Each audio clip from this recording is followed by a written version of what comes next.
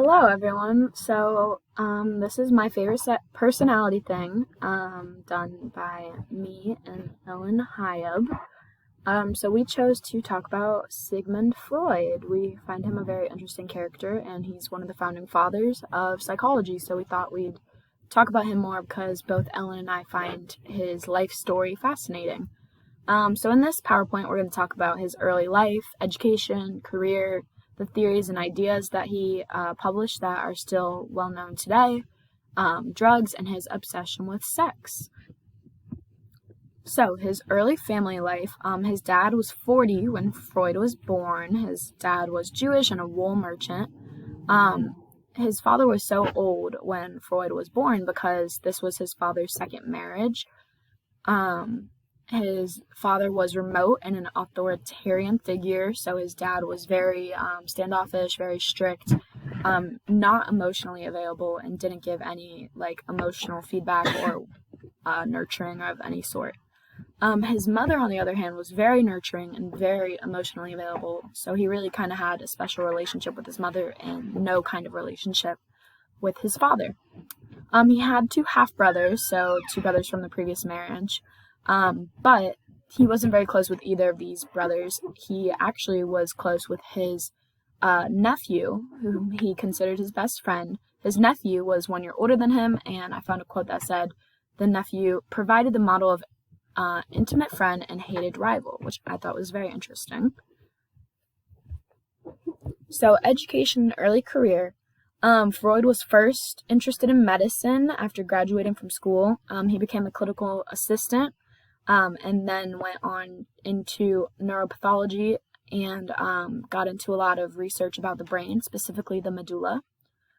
He then was introduced to cocaine and was doing research into the pharmaceutical benefits of cocaine.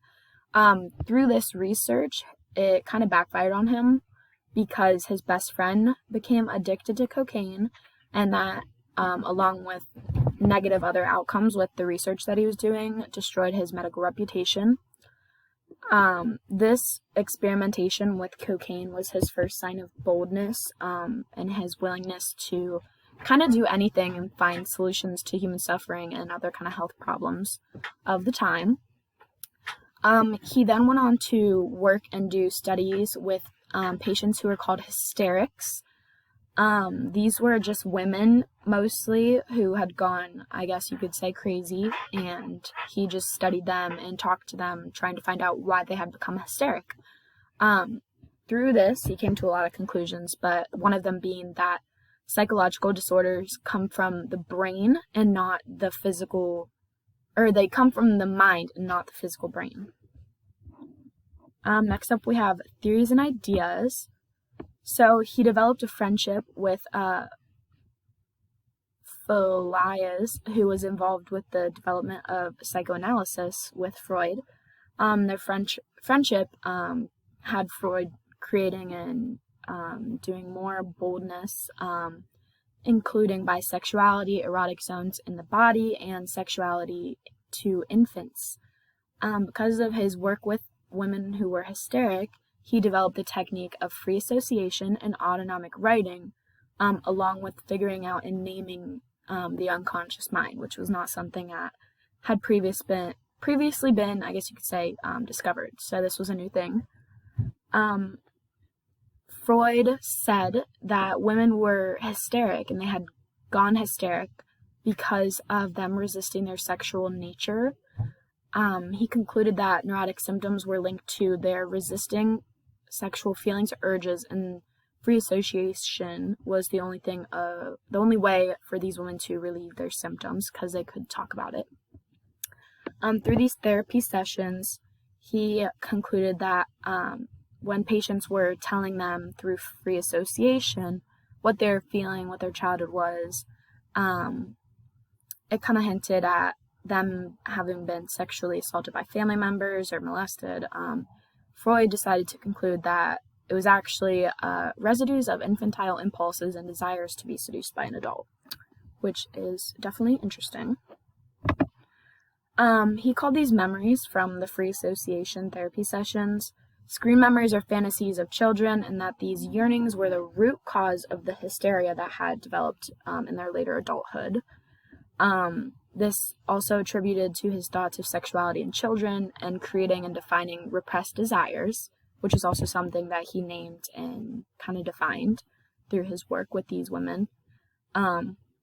He also concluded that these women's hysteria had developed because of their female sexuality, which then turned into Freud also studying the male psyche and coming up with psychoanalysis and kind of doing more research with that and kind of defining that. He then came up with what we now know as the libido. He called it that and defined it as the mind's energy, and said that it was directly connected to the sexual drive. So that was what was driving these women, but since they had repressed it for so long, that is why they went crazy. He said the libido was capable of, quote, excessive and disturbing power. Now we're going to talk about the drugs and how that impacted Sigmund Freud and his psychological theories. He invented talk therapy, which Megan talked about earlier, and free association. So he would just have patients talk about he would say a word and then they would talk what they were thinking. And he's found this while he was using cocaine and would be on drugs and talk whatever came to his mind. And he said that he was able to find hidden things. In one podcast by PBS, talked a little bit about his cocaine use and said that he modeled his dream analysis over what he was going through, which is using dreams. So he was having very, very vivid and crazy dreams, and he was just probably thinking that a lot of people experience that, but he was using cocaine. And his nose was so congested that he had to have a surgeon open it with a knife so that he could breathe. So he was using pretty often and a lot.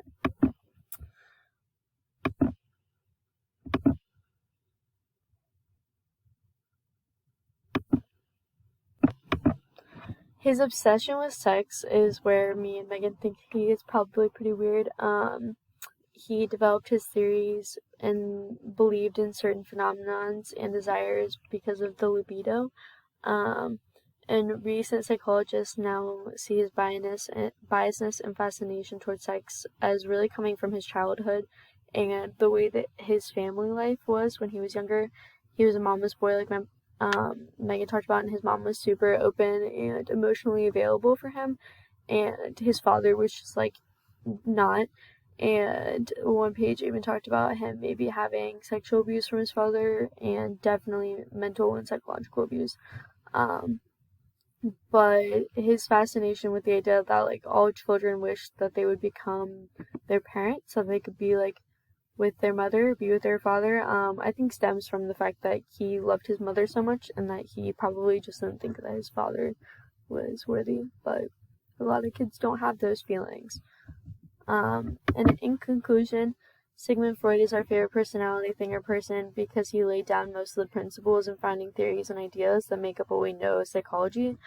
But we find him really interesting because he was so interested in ideas like sex and sexuality, which is weird, but he was into it, and he was on cocaine for most of his life, which greatly affects how the brain works, and we now know that. So if a person were going to publish theories like this today, using the drugs that he was using, we probably wouldn't take him seriously. And I find it interesting that we do take Sigmund Freud seriously. And this is our We're Excited. Thank you for coming to our TED Talk.